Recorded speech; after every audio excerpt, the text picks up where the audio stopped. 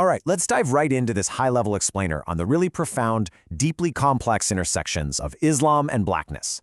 If you want to understand how concepts of race and human value evolved over centuries within Islamic civilization, and honestly, how modern assumptions completely distort that reality, well, you are in the exact right place. We are going to unpack a vast amount of historical source material today to give you a clear, structured briefing.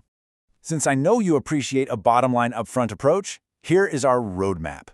We'll start with the vessel and its contents, then move into climate theory and early stereotypes, followed by scholars challenging racial prejudice. After that, we'll look at the Sufi pious slave, the Western colonial influence, and finally, regional nuances in social status.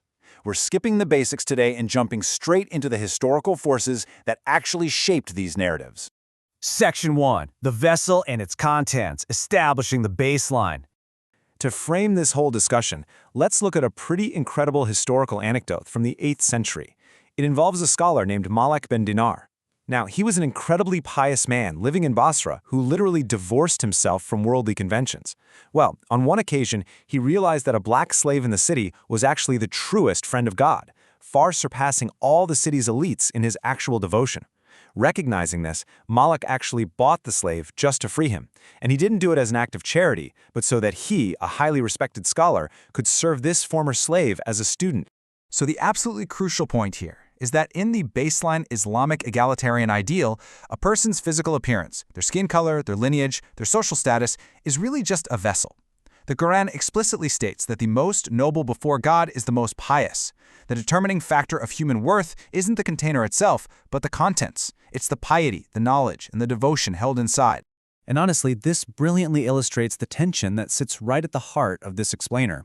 On one side, we have this pristine religious ideal of transcending superficial physical traits and prioritizing inner contents. But pushing right back against that, we have the messy historical reality of inherited human prejudices and this creeping bias regarding the physical vessel of race and color. Section 2. Climate Theory and Early Stereotypes. The Creep of Human Bias. You might be wondering, where did these pre-modern biases actually come from? Well, surprisingly, they didn't originate from Islamic scripture at all. As the empire expanded, it inherited early stereotypes directly from widely accepted Greco-Roman climate theories. These ancient beliefs basically proposed that geography and climate fundamentally shaped literally everything about a person, from their physical bodily features to their personal temperament. So, ancient assumptions about character and body types were entirely environmentally based. Under this inherited framework, if you lived in the cold north, you were thought to have pallid skin and a cold disposition. Those in the moderate middle supposedly possessed balanced traits. And the hot south? That produced dark skin, a heated temperament, and quick minds. Phenotype definitely had significance back then, but it was largely seen as a random accident of geography, which is, of course, entirely different from modern biological racism. Section 3. Scholars challenging racial prejudice. The elite pushback. Now, it is absolutely vital to understand that leading voices of Muslim scholarship, all the way from medieval to modern times, totally recognize the blight of prejudice in their societies. And they didn't just ignore it, they rigorously pushed back against it in their roles as moral guides. They explicitly rejected the idea that anti-blackness was an essential feature of their faith, constantly reminding the masses of the Prophet's teachings that wiped away the arrogance of pre-Islamic tribalism and this false pride in descent. This elite pushback actually built a profound literary legacy. There is a deeply robust tradition of medieval treatises specifically dedicated to celebrating the virtues of Black Africans. We're talking about polymaths like Al-Jahiz in the 9th century and Al-Suyuti in the 15th century, writing extensively to elevate their standing and combat the societal bigotry of their times. This wasn't a fringe movement. It was a sustained, intellectual, elite pushback against cultural bigotry. Section 4. The Sufi pious slave. A spiritual meritocracy. Beyond just the legal texts, the mystical tradition of Sufism actively inverted the rigid social hierarchy of the medieval Near East. In traditional society, obviously, a slave occupied the absolute lowest earthly status. But the Sufis deliberately used the figure of the pious black slave to symbolize the highest possible spiritual liberation.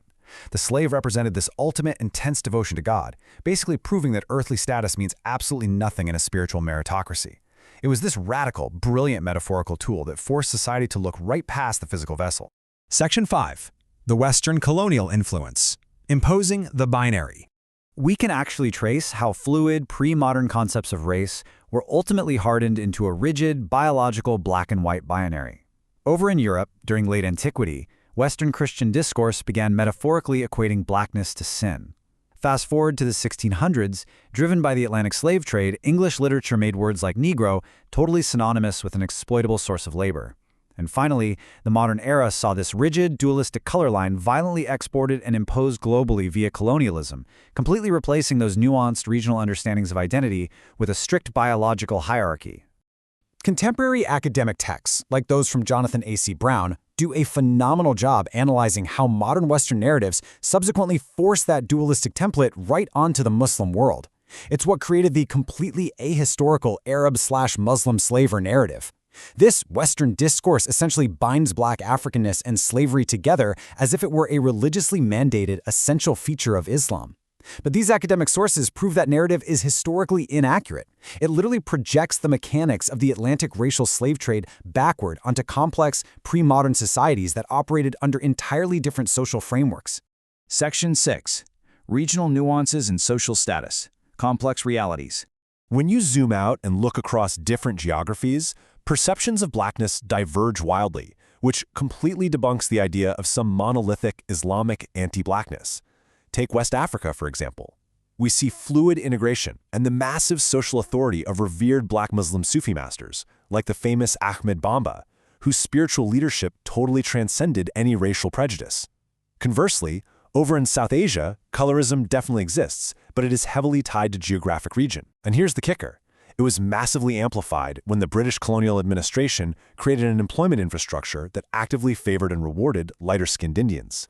As you synthesize everything we've covered in this briefing, I want you to consider that final question, because dismantling these Western-centric assumptions reveals a much, much more complex history. While human prejudice and cultural bigotry undeniably crept into societies, elite Islamic scholars categorically rejected anti-blackness as an essential feature of their faith. The vessel's color never ever determined the value of the contents. So going forward, we have to ask ourselves, how much of our global historical lens is still artificially tinted by the lingering legacy of colonial racial binaries?